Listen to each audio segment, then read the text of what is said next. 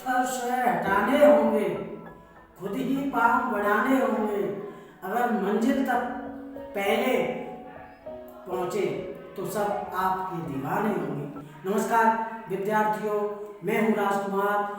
आज हम लेकर आए हैं यूपी बोर्ड 6वीं कक्षा विज्ञान भारती पाठ 12 गति। आप एक बार देखने के बाद कभी नहीं भूलेंगे और विज्ञान विषय लगेगा सबसे आसान एवं रोचक। तो स्टूडेंट, इस पाठ के मुख्य बिंदु हैं गति की अवधारणा, विराम तथा गति की अवस्था, गति के प्रकार। आपने पक्षियों को उड़ते हुए, जानवरों को चलते हुए, वाहनों को सड़क पर दौड़ते हुए, तितलियों को एक फूल से दूसरे फूल पर उड़ते हुए, लड़कों को घूमते हुए, मेज, कुर्सी, घड़ी, मकान आदि को अवश्य देखा होगा। अब विराम अवस्था तथा गति की अवस्था के बारे में जानेंगे। आप बाग में तितलियों को उड़ते हुए देखा होगा। तितलियां एक फूल से दूसरे फूल पर जाती हैं।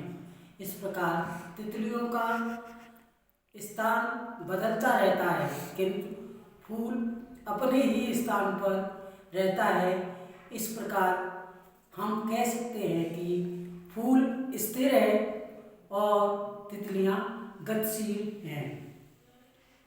अतः यदि समय के साथ वस्तु की स्थिति में परिवर्तन ना हो तो वस्तु विराम अवस्था में होती है, और यदि समय के साथ वस्तु की स्थिति में परिवर्तन हो तो वस्तु गतिशील अवस्था में होती है। आप देखिए, इस मकान अपनी जगह स्थिर है, अर्थात कह सकते हैं कि ये विराम अवस्था में है। पेड़ पर लगे हुए सेब स्थिर अवस्था में है, लेकिन पेड़ से गिरता हुआ सेब गतिशील अवस्था में है। अब जानते हैं कि गति क्या है। गति की परिभाषा क्या है? समय के साथ वस्तु की स्थिति में होने वाले परिवर्तन को गति कहते हैं। अभी आपने गति क्या है ये समझे, अब गति के प्रकार के बारे में जानेंगे।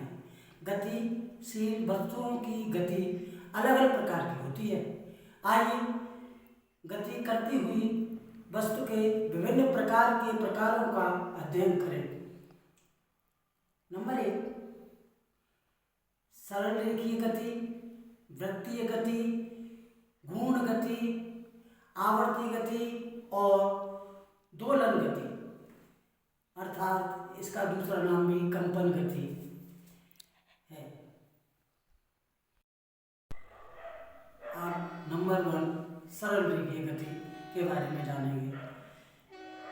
जब कोई वस्तु सरल रेखा में गति करती है तो उसकी गति सरल रेखीय गति कहलाती है। जैसे सड़क पर दौड़ते हुए वाहनों की गति, दौड़ते खिलाड़ी की गति आदि सरल रेखीय गति के उदाहरण हैं।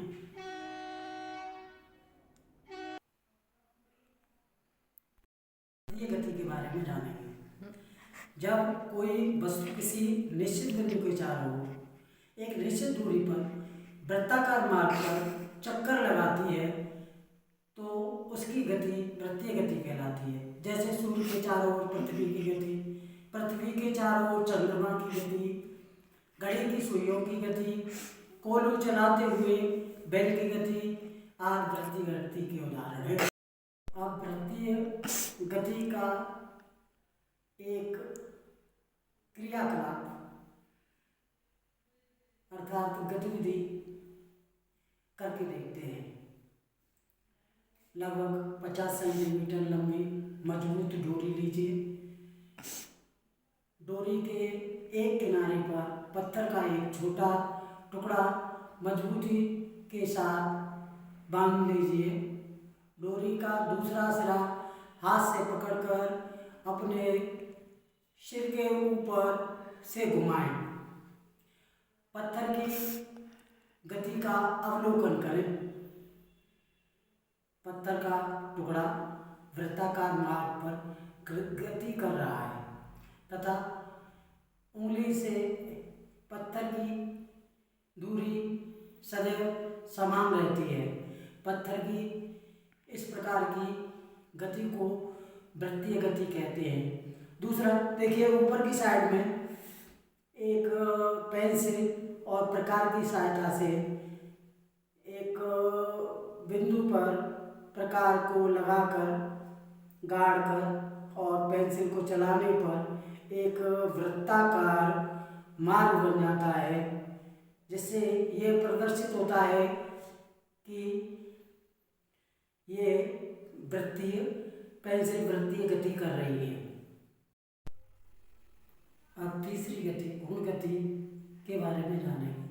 जब कोई वस्तु अपनी धुरी या अक्ष के चारों ओर घूमती है तो उसकी गति गुण गति कहलाती है। जैसे बर्तन बनाने वाले कुम्हार के चाक की गति, घूमती हुई फिरकी की गति आदि गुण गति के उदाहरण हैं। नीचे चित्र में देखिए, चाक के नीचे एक डंडा सा लगा हुआ है। इस डंडे को धुरी या अक्ष कहते हैं। इसी तरह से फिरकनी के मध्य में एक कांटा लगा हुआ है या आल पिन लगाई है, जिससे डंडी में लगाकर इसे तैयार किया गया है, जो धुरी अथवा अक्ष का काम कर रहा है। इस प्रकार कुम्हार के चाक की गति और फिरकी की गति गुण गति के उदाहरण हैं। अब चौथी गति, आवर्ती गति। आवर्ती गति की परिभाषा, जब कोई गति करती हुई वस्तु एक निश्चित समय के बाद अपनी गति को दोहराती है तो उसकी गति को आवर्ती गति कहते हैं। जैसे सूर्य के चारों ओर पृथ्वी की गति, घड़ी की सुइयों की गति आदि आवर्ती गति के उदाहरण है। स्टूडेंट्स देखो और बताओ। चित्र नंबर 1 में कार दौड़ रही है, तो आप बताइए इसमें किस प्रकार की गति है। अगले चित्र में देखेंगे कि एक कुम्हार द्वारा चाक को घुमाकर बर्तन बनाए जा रहे हैं। आप बताइए कि चाक की गति कौन सी है। घड़ी की सुइयों में किस प्रकार की गति है। गति 1 भी हो सकती है, गतियां 2 भी घड़ी दिखा सकती है। सौरमंडल में सूर्य के चारों ओर पृथ्वी गति कर रही है, तो ये किस प्रकार की गति है।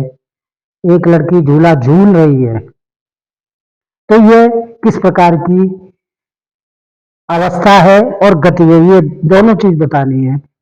एक मकान है, आप बताइए ये किस अवस्था में है।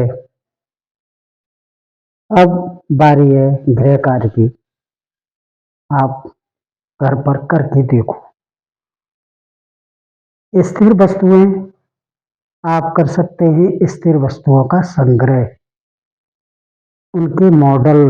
और दूसरा गतिशील वस्तुएं, गतिशील वस्तुओं के मॉडल या नाम लिखकर आप गतिशील वस्तुओं का प्रोजेक्ट कार्य करेंगे। तीसरा, आपको कौन कौन सी गतियों का अध्ययन कराया गया है, उन गतियों के नाम लिखने हैं। ये आपका तीसरा प्रोजेक्ट कार्य है।